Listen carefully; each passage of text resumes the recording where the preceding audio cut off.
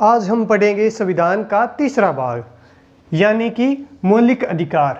संविधान में कुल 395 अनुच्छेद है जिनको 22 भागों में बांटा गया है और जो तीसरा भाग है वो है अनुच्छेद 12 से लेकर 35 तक। इसमें शामिल किया गया है मौलिक अधिकार को। जो मौलिक अधिकार का कंसेप्ट है वो भारतीयों के द्वारा अमेरिका के संविधान से लिया गया है। मौलिक अधिकार के बारे में हम भाग तीसरे में पढ़ेंगे। तो जो पीछे दो भाग बच गए हैं, भाग पहला और दूसरा, उसमें क्या है? जो पहला भाग है वो अनुच्छेद 1 से लेकर 4 तक है। उसमें भारत के बारे में सामान्य जानकारी दी गई है, यानी भारत में कितने राज्य हैं और कैसे किसी राज्य को भारत में मिलाया जा सकता है, ऐसी सामान्य जानकारी भाग 1 के अंदर दी गई है। जो भाग दूसरा है वो अनुच्छेद 5 से लेकर 11 तक है, जो वो उसमें नागरिकता से संबंधित जानकारी है वो दी गई है। तो हम पढ़ने जा रहे हैं तीसरा भाग मौलिक अधिकार। बहुत ही इम्पोर्टेंट है, इससे हर परीक्षा में 1 प्रश्न जरूर आता ही आता है लगभग। तो मौलिक अधिकार जो वर्तमान में है वो 6 मौलिक अधिकार है, लेकिन जब संविधान का निर्माण किया गया उस समय 7 मौलिक अधिकार थे।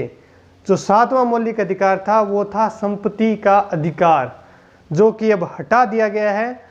44वें संविधान संशोधन 1978 को संपत्ति के अधिकार को हटा दिया, जो कि अनुच्छेद 19(1) में था। अब क्या किसी मौलिक अधिकार को हटाया जा सकता है या मौलिक अधिकार में संशोधन किया जा सकता है? इस बारे में न्यायालय का फैसला आया था 1967 में। इसको जाना जाता है गोलकनाथ बनाम पंजाब वाद के नाम से। इसमें यह कहा गया कि मौलिक अधिकार में संशोधन नहीं किया जा सकता, लेकिन उसके बाद 1973 में एक फैसला आया केशवानंद भारती बनाम केरलवाद के नाम से। उसमें कहा गया कि मौलिक अधिकार में संशोधन है वो किया जा सकता है। इसका आधार दिया गया कि संविधान के मूल ढांचे में संशोधन नहीं किया जा सकता और मौलिक अधिकार को इसमें संविधान का मूल ढांचा नहीं माना है, इसलिए इसमें संशोधन है वो किया जा सकता है। तो दोस्तों, इस आधार पर 1978 को 44वां संविधान संशोधन किया गया और संपत्ति के अधिकार को हटाकर कानूनी अधिकार बना दिया गया। वर्तमान में 6 मौलिक अधिकार बचे हैं। एक बार आप सरसरी निगाहों से देख लीजिए, फिर मैं आपको इनके बारे में डिटेल से बताऊंगा। जो पहला है वो है समता का अधिकार, अनुच्छेद 14 से लेकर 18 तक। दूसरा है स्वतंत्रता का अधिकार, अनुच्छेद 19 से लेकर 22 तक है। तीसरा है शोषण के विरुद्ध अधिकार, 23 और 24 में। चौथा है धर्म की स्वतंत्रता का अधिकार, 25 से लेकर 28 तक है। और संस्कृति एवं शिक्षा संबंधी अधिकार 29 व 30 में दिया गया है। संवैधानिक उपचारों का अधिकार अनुच्छेद 32 में दिया गया है। ये है सामान्य जानकारी मौलिक अधिकार के बारे में।